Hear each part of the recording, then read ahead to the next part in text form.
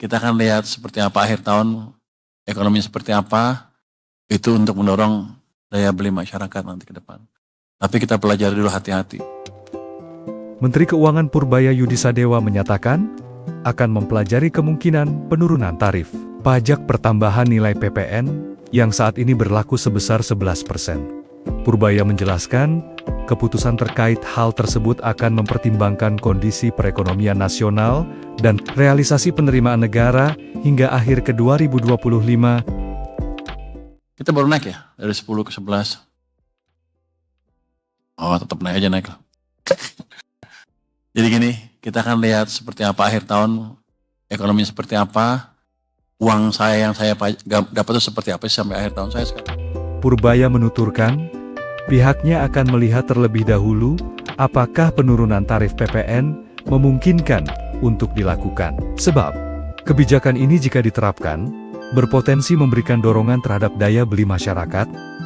Tahun saya sekarang belum terlalu clear, nanti akan kita lihat bisa nggak kita turunkan PPN. Itu untuk mendorong daya beli masyarakat nanti ke depan. Tapi kita pelajari dulu hati-hati. Sebagai informasi, tarif PPN sebelumnya dinaikkan dari 10% menjadi 11% oleh mantan Menteri Keuangan Sri Mulyani Indrawati.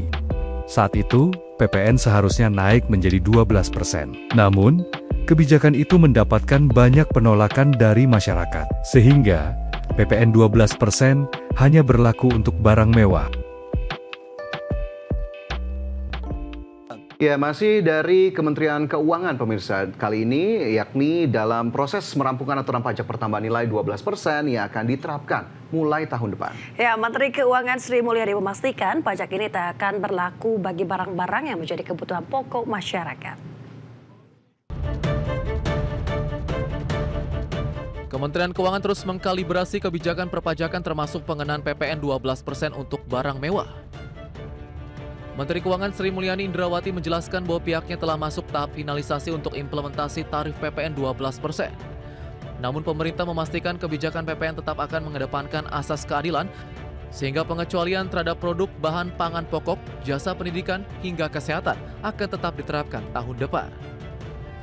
Sri Mulyani memperkirakan potensi PPN 12% yang tidak dipungut sekitar Rp265,6 triliun, sehingga kebijakan PPN akan tetap mempertimbangkan dampak terhadap daya beli masyarakat, pertumbuhan ekonomi, serta kesehatan APBN.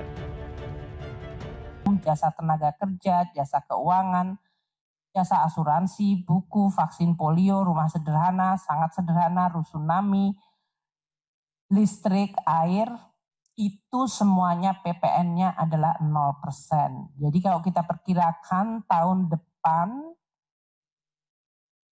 pembebasan PPN itu akan mencapai Rp265,6 triliun.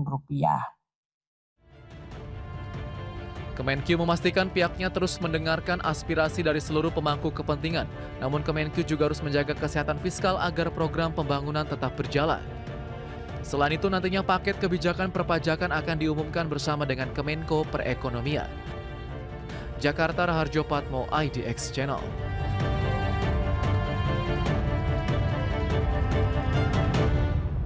Tarif pajak pertambahan nilai naik jadi 12% mulai 1 Januari 2025. Hal ini sesuai amanah Undang-Undang Nomor 7 Tahun 2021 tentang harmonisasi peraturan perpajakan.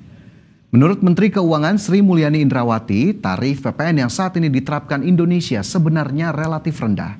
Menteri Keuangan membandingkan dengan beberapa negara yang menerapkan PPN lebih tinggi dari Indonesia, seperti Brazil dengan PPN 17%, Afrika Selatan 15%, India 18%, dan Turki 20%. Sementara itu Menteri Keuangan juga mengungkapkan beberapa negara juga mematok tarif PPN yang lebih rendah dibandingkan Indonesia, seperti Thailand dengan PPN 7%, Singapura 9%, dan Australia 10%. Tarif PPN di Indonesia dibandingkan banyak negara di dunia masih relatif rendah. Kalau kita lihat baik di dalam negara-negara yang sesama emerging atau dengan negara di region maupun dalam G20.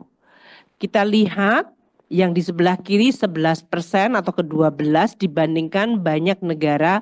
Dan kalau kita beberapa negara emerging yang kita gunakan seperti Brasilia itu 17% PPN-nya, tax rasionya sudah 24%. Ya, kenaikan PPN jadi 12% resmi berlaku mulai 1 Januari 2025.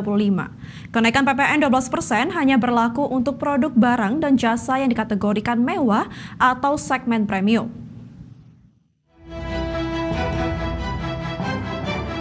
Kenaikan PPN menjadi 12% resmi berlaku mulai 1 Januari 2025. Pemerintah berdalih kenaikan PPN ini dilakukan demi melaksanakan amanat Undang-Undang Nomor 7 Tahun 2024 tentang harmonisasi peraturan perpajakan.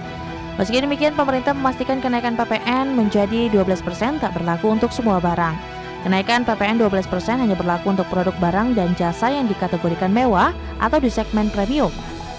Seperti beras premium, buah-buahan premium, termasuk di sektor pelayanan kesehatan hingga pendidikan di segmen premium, dan listrik pelanggan rumah tangga 3.500 hingga 6.600 volt ampere.